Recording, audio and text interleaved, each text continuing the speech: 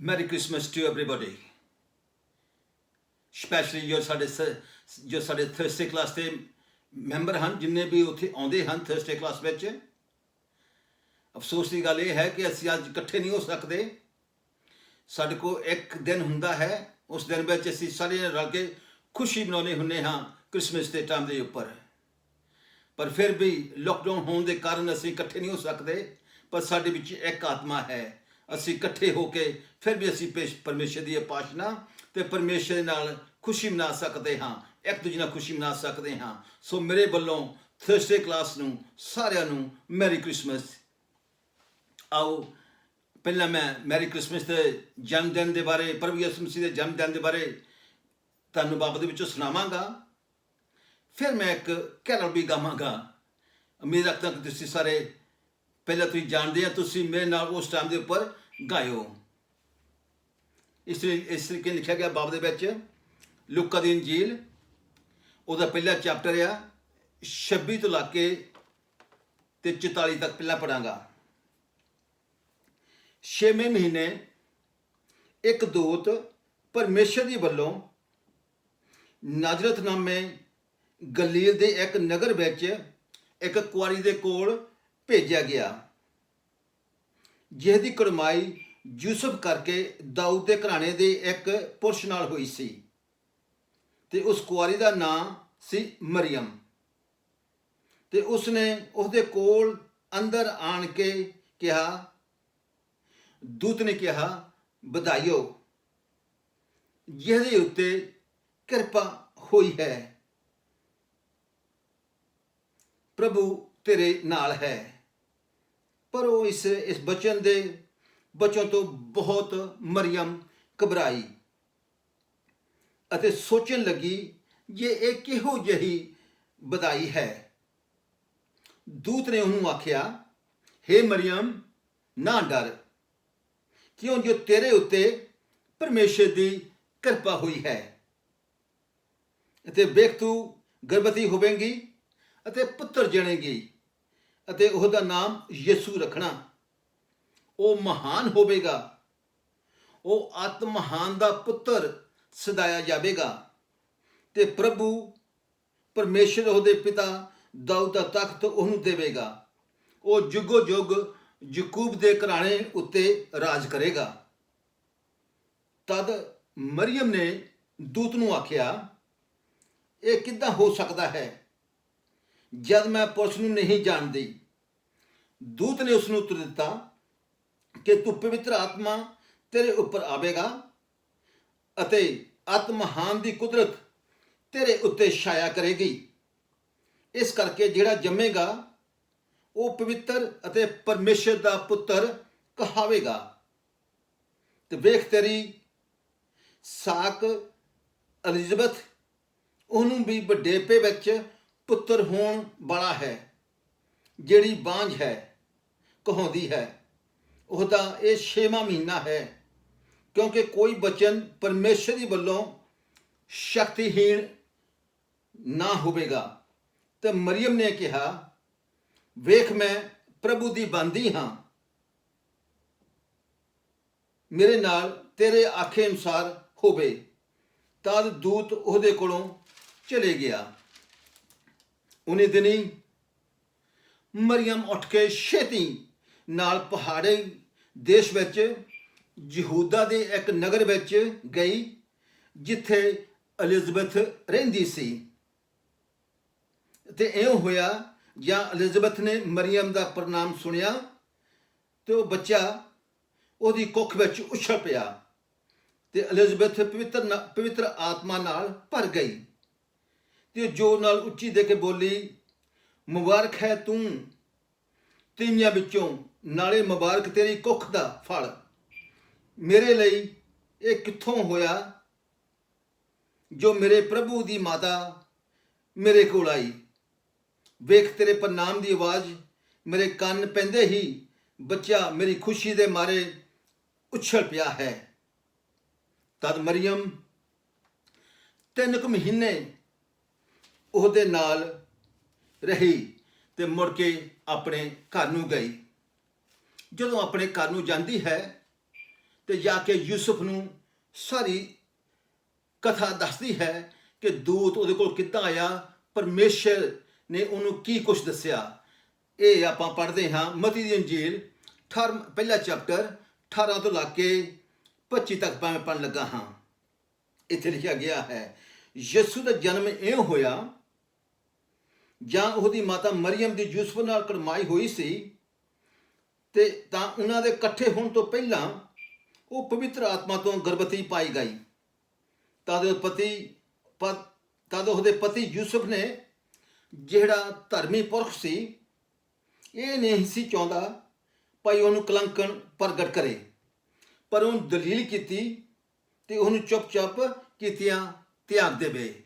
ਉਹਨੂੰ ਕੋਈ ਦੁੱਖ ਨਹੀਂ ਸੀ ਦੇਣਾ ਚਾਹੁੰਦਾ, ਉਹਨੂੰ ਕੋਈ ਸ਼ਰਮਿੰਦਗੀ ਨਹੀਂ ਸੀ ਦੇਣੀ ਚਾਹੁੰਦਾ, ਬਲਕਿ ਕਹਿੰਦਾ ਮੈਂ ਚੁੱਪ-ਚਾਪ ਕਰਕੇ ਮੈਨੂੰ ਤਿਆਗ ਦੇਵਾਂਗਾ।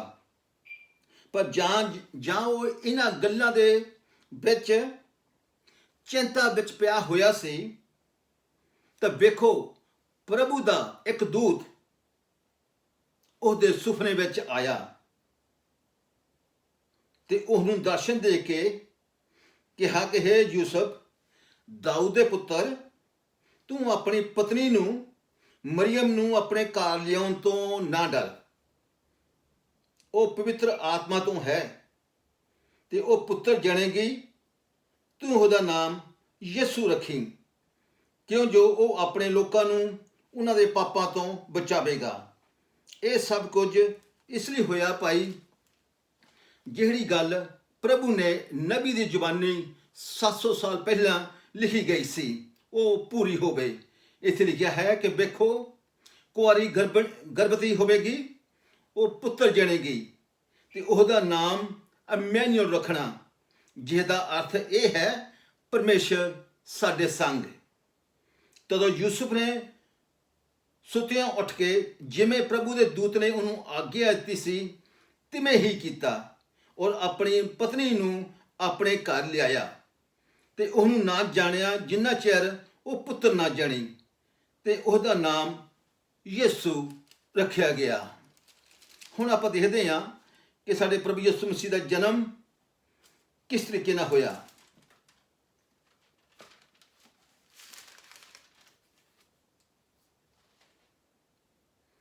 ਉਹਨਾਂ ਦਿਨਾਂ ਦੇ ਵਿੱਚ ਇੱਕ ਹੁਕਮ ਨਿਕਲਿਆ, ਇੱਕ ਲੋ ਨਿਕਲਿਆ ਕਿ ਇਹ ਪਹਿਲੀ ਮਰਦਸ਼ੁਮਾਰੀ ਸੀ ਸਾਰੀ ਦੁਨੀਆ ਦੇ ਵਿੱਚ।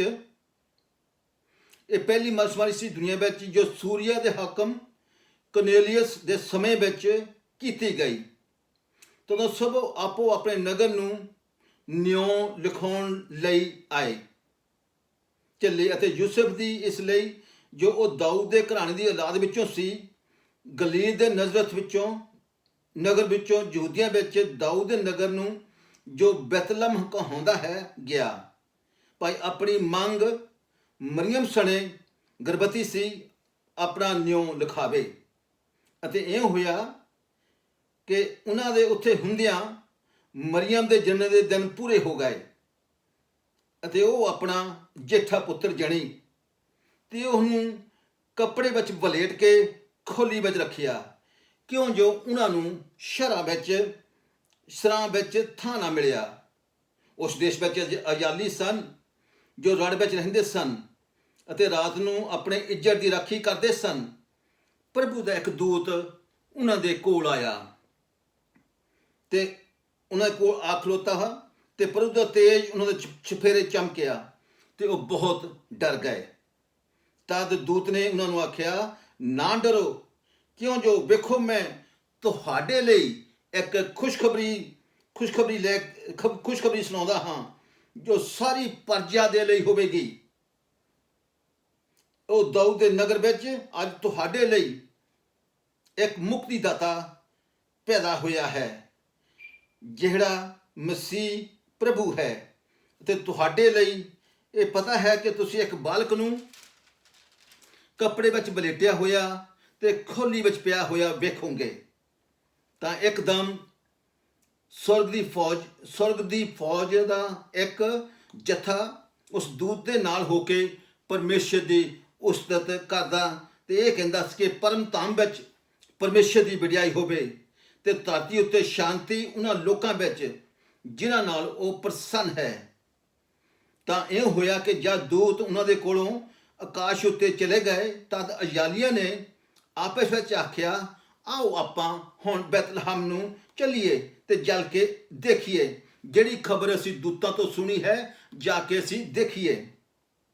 ਤਦ ਉਹਨਾਂ ਨੇ ਛੇਤੀ ਆਣ ਕੇ ਮਰੀਅਮ ਅਤੇ ਯੂਸਫ ਨੂੰ ਤੇ ਉਸਦੇ ਬਾਲਕ ਨੂੰ ਖੋਲੀ ਵਿੱਚ ਪਿਆ ਹੋਇਆ ਡਿੱਠਾ ਅਤੇ ਵੇਖ ਕੇ ਉਹਨਾਂ ਨੇ ਉਸ ਬਚਨ ਨੂੰ ਜਿਹੜਾ ਇਸ ਬਾਲਕ ਦੇ ਹੱਕ ਵਿੱਚ ਕਿਹਾ ਗਿਆ ਸੀ ਸੁਣਾਇਆ। ਤੇ ਸਾਰੇ ਸੁਣਨ ਵਾਲੇ ਇਹਨਾਂ ਗੱਲਾਂ ਤੋਂ ਜੋ ਅਯਾਲੀਆ ਨੇ ਉਹਨਾਂ ਨੂੰ ਕਹੀਆਂ ਹੈਰਾਨ ਹੋਏ। ਪਰ ਮਰੀਅਮ ਨੇ ਇਹਨਾਂ ਸਭਨਾਂ ਗੱਲਾਂ ਨੂੰ ਆਪਣੇ ਹਿਰਦੇ ਵਿੱਚ ਧਿਆਨ ਨਾਲ ਰੱਖਿਆ ਤੇ ਅਯਾਲੀ ਇਹਨਾਂ ਸਭਨਾਂ ਗੱਲਾਂ ਦੇ ਵਿਖੇ ਜੇਕਰ ਕਹੀਆਂ ਗਈਆਂ ਸਨ ਤੇ ਕਰ ਸੁਣ ਕੇ ਪਰਮੇਸ਼ਰ ਦੀ ਵਡਿਆਈ ਤੇ ਉਸ ਦੀ ਉਸਤਤ ਕਰਦੇ ਹੋਏ ਮੁੜ ਪਏ। ਫਿਰ ਬਾਬ ਦੱਸਦੀ ਹੈ, ਪ੍ਰਭੂ ਦਾ ਆਤਮਾ ਮੇਰੇ ਉੱਤੇ ਹੈ, ਇਸ ਲਈ ਜੋ ਉਹਨੇ ਮੈਨੂੰ ਮਸਾ ਕੀਤਾ ਹੈ ਭਾਈ ਗਰੀਬਾਂ ਨੂੰ ਖੁਸ਼ਖਬਰੀ ਸੁਣਾਵਾਂ ਤੇ ਮੈਨੂੰ ਘੱਲਿਆ ਹੈ ਭਾਈ ਬੰਧੂਆਂ ਨੂੰ ਛੁੱਟਣ ਦਾ ਅਤੇ ਅੰਨ੍ਹਿਆਂ ਦਾ ਵੇਖਣ ਦਾ ਪ੍ਰਚਾਰ ਕਰਾਂ ਤੇ ਕੁਚਲਿਆ ਹੋਇਆਂ ਨੂੰ ਛੁਡਾਵਾਂ, ਪ੍ਰਭੂ ਦੀ ਮਜ਼ਦੂਰੀ ਦੇ ਵਰੇ ਦਾ ਪ੍ਰਚਾਰ ਕਰਾਂ। ਇਹ ਸਾਡੇ ਪ੍ਰਭੂ ਯਿਸੂ ਮਸੀਹ ਦਾ ਜਨਮ ਇਸ ਤਰੀਕੇ ਨਾਲ ਹੋਇਆ ਤੇ ਇਸ ਕੰਮ ਨੂੰ ਆਇਆ ਕਿ ਮੁਕਤੀ ਹਰ ਇੱਕ ਨੂੰ ਮਿਲ ਸਕੇ। ਹੁਣ ਤੁਹਾਡੇ ਮੋਰੇ ਮੈਂ ਇੱਕ ਛੋਟਾ ਜਿਹਾ ਕੋਰਸ ਗਾਵਾਂਗਾ, ਕੈਰੋਲ ਸਿੰਗਿੰਗ ਕਰਾਂਗਾ, ਜੋ ਮੇਰੇ ਨਾਲ ਥਰਸਡੇ ਕਲਾਸਿਸ ਦੇ ਸਾਡੇ ਮੈਂਬਰ ਹਨ। ਮੈਨੂੰ ਬੜੀ ਖੁਸ਼ੀ ਅੱਜ, ਪਰ ਅਫਸੋਸ ਵੀ ਹੈ, ਪਰ ਖੁਸ਼ੀ ਵੀ ਹੈ, ਪਰ ਆਪਾਂ ਕੁਛ ਕਰ ਨਹੀਂ ਸਕਦੇ। ਮੈਂ ਤੁਹਾਡੇ ਮੋਰੇ ਇੱਕ ਗੀਤ ਗਾਉਣਾ, ਤੁਸੀਂ ਵੀ ਮੇਰੇ ਨਾਲ ਗਾਇਓ। ਰੋਗੀਆਂ ਦੇ ਰੋਗ ਮਿਟ ਗਏ, ਸਾਡਾ ਯਿਸੂ ਅੱਜ ਜੱਗ ਵਿੱਚ ਆਇਆ। ਰੋਗੀਆਂ ਦੇ ਰੋਗ ਮਿਟ ਗਏ, ਆਉਣ ਨੂੰ ਤਾਂ ਲੱਖਾਂ ਇਸ ਦੁਨੀਆ 'ਚ ਆਏ ਸੀ, ਆਉਣ ਨੂੰ ਤਾਂ ਲੱਖਾਂ ਇਸ ਦੁਨੀਆ 'ਚ ਆਏ ਸੀ। ਕਿਸੇ ਨੇ ਨਾ ਨੈਣ ਦਿੱਤੇ ਨਾ ਮੁਰਦੇ ਜਲਾਏ ਸੀ, ਕਿਸੇ ਨੇ ਨਾ ਨੈਣ ਦਿੱਤੇ ਨਾ ਮੁਰਦੇ ਜਲਾਏ ਸੀ। ਜੀ ਉਹਨੇ ਪਾਣੀ ਉੱਤੇ ਚੱਲ ਕੇ ਵਿਖਾਇਆ, ਜੀ ਉਹਨੇ ਪਾਣੀ ਉੱਤੇ ਚੱਲ ਕੇ ਵਿਖਾਇਆ। ਰੋਗੀਆਂ ਦੇ ਰੋਗ ਮਿਟ ਗਏ, ਸਾਡਾ ਯਿਸੂ ਅੱਜ ਦੁਨੀਆ 'ਚ ਆਇਆ। ਰੋਗੀਆਂ ਦੇ ਰੋਗ ਮਿਟ ਗਏ। ਯਰੂਸ਼ਲਮ ਦੇ ਰਾਹ ਦੇ ਵਿੱਚ ਦੋ ਅੰਨੇ ਬੈਠੇ ਰਹਿੰਦੇ ਸੀ, ਯਰੂਸ਼ਲਮ ਦੇ ਰਾਹ ਦੇ ਵਿੱਚ ਦੋ ਅੰਨੇ ਬੈਠੇ ਰਹਿੰਦੇ ਸੀ। ਜਦੋਂ ਯਿਸੂ ਆਉਂਦਾ ਉਹ ਬਾਜਾਂ ਮਾਰ ਕਹਿੰਦੇ ਸੀ, ਜਦੋਂ ਯਿਸੂ ਆਉਂਦਾ ਉਹ ਬਾਜਾਂ ਮਾਰ ਕਹਿੰਦੇ ਸੀ। ਸਾਡੀ ਅੱਖੀਆਂ ਨੂੰ ਖੋਲ ਖੁਦਾਇਆ, ਉਹ ਸਾਡੀ ਅੱਖੀਆਂ ਨੂੰ ਖੋਲ ਖੁਦਾਇਆ। ਰੋਗੀਆਂ ਦੇ ਰੋਗ ਮਿਟ ਗਏ, ਸਾਡਾ ਯਿਸੂ ਅੱਜ ਜੱਗ 'ਚ ਆਇਆ। ਰੋਗੀਆਂ ਦੇ ਰੋਗ ਮਿਟ ਗਏ। ਭੈਣਾਂ ਦਾ ਜੋ ਇੱਕੋ ਵੀਰ ਲਾਜ਼ਰ ਪਿਆਰਾ ਸੀ, ਭੈਣਾਂ ਦਾ ਜੋ ਇੱਕੋ ਵੀਰ ਲਾਜ਼ਰ ਪਿਆਰਾ ਸੀ। 4 ਦਿਨਾਂ ਦਾ ਪਿਆ ਕਬਰ 'ਚ ਵਿਚਾਰਾ ਸੀ, 4 ਦਿਨਾਂ ਦਾ ਪਿਆ ਕਬਰ 'ਚ ਵਿਚਾਰਾ ਸੀ। ਜੀ ਉਹਨੇ ਬਾਜਾਂ ਮਾਰ ਜਗਾਇਆ, ਜੀ ਉਹਨੇ ਬਾਜਾਂ ਮਾਰ ਜਗਾਇਆ।